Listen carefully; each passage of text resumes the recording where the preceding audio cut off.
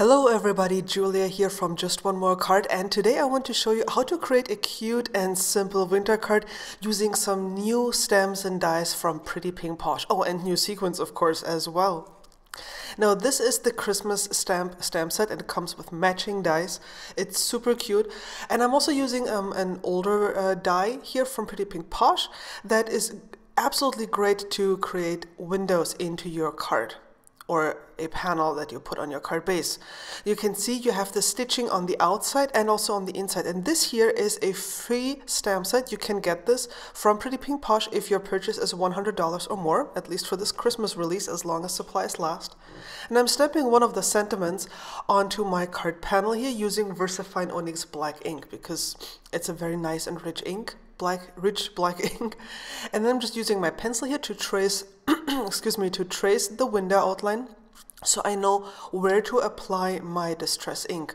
You can see that I'm using masking tape to make sure I'm not extending the color towards the sides of the card panel, no, the card base, because my panel is not going to cover the entire card base. So I don't want the color to peek out to the sides, if that makes sense. I started with the lightest color and then I'm blending my medium color in there very gently and I'm bringing in this color here, and then I'm going to go back with the lightest color and blend the transition between the medium color and the lightest color, just to make sure that I have a nice and smooth transition. And I also left room further down to make sure that I can blend out towards the bottom where I want it to be lightest. Now I'm coming in with my darkest blue up there. You can see I'm not extending it too far, just making sure that I can blend perfectly with the medium color. And then for the finish, I'm actually coming in with black soot. Yes, black color. And I'm going to put that down and then blend out with the darkest blue. That gives my sky a really dark finish towards the top, and it's great for contrast. So don't be afraid if you want to create like night scenes or high contrast coloration to use black. It's really cool. And you can see here, this actually looks awesome by itself. So if you would just like leave it like this, it would already be pretty awesome. I'm using my mini mister filled with Perfect Pearls spray to apply some glitz and glimmer to the card. I have to be careful so I won't spray too much so it won't reactivate the color, but it's just going to add a little nice glossy sheen to everything. And I'm stamping these really cute images from the Christmas Friends stamp set. And this is actually Basil Marshmallow cardstock, so it's not per se Copic friendly cardstock. But as I've shown you in previous videos, you can color with your Copics on top of this. You just have to be mindful that there's going to be quite some feathering. That means that the ink is going to seep off to the side, so a stroke will never be a sharp line. It's always going to feather off and look fuzzy.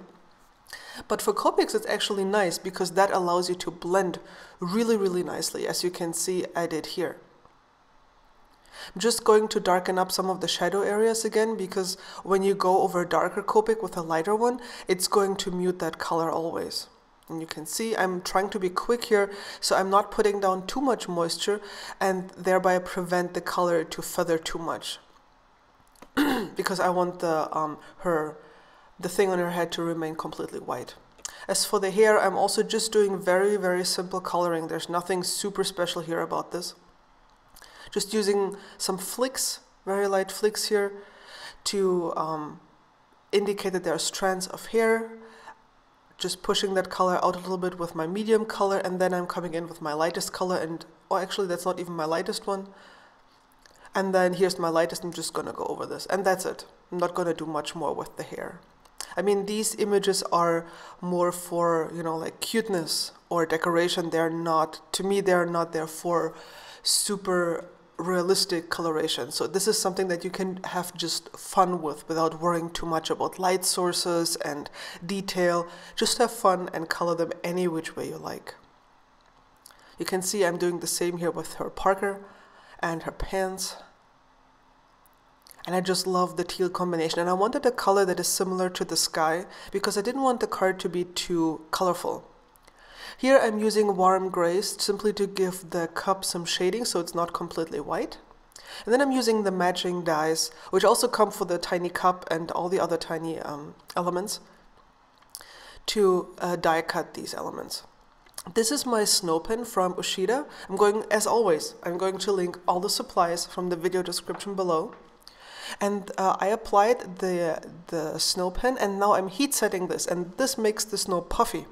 This is perfect for winter cards. It's so much fun. Or if you have like sheep stamps or something, you can just apply this and it's going to make them look all puffy and dimensional. It's really, really cool.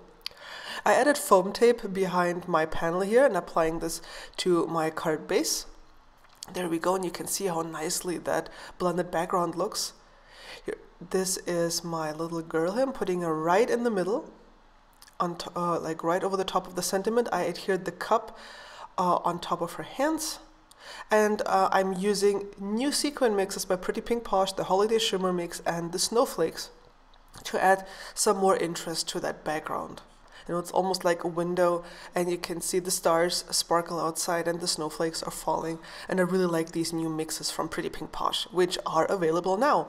So, for more information, check out the video description below. I'm listing all the products, including the Pretty Pink Posh mixes, the stamps, the dies, and of course this snow marker here. I'm also having a link to my blog, and if you have any more questions, check out the FAQ to see if it's already maybe answered there. Here's a close-up of the girl, and you can see the Copic coloring worked out quite nicely on the not so Copic-friendly cardstock. And here is the entire card finally. I just love that window die. It's just perfect to make cards where you can see through to something on the card base. I hope you've enjoyed this card. Here are some more projects I did with Pretty Pink Posh. One features more new stamps, and the other one is one from last year that shows you how to create a nice shaker card. Cheers, and catch you again soon. Bye bye.